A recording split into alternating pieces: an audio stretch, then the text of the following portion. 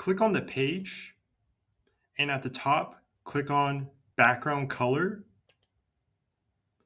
On the left-hand side, click on add your brand colors.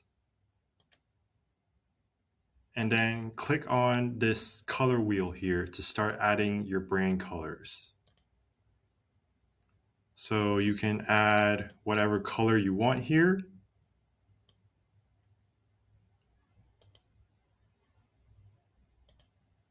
You can save the changes. If you want to add more colors, you can come here to edit,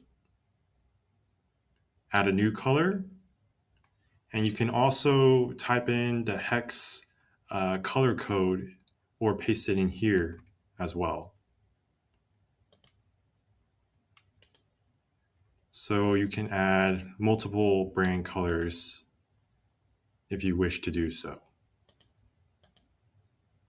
If you have any questions or comments, be sure to leave it down in the comment section below. If you enjoy my videos, consider subscribing to my channel. Thank you and have a great day.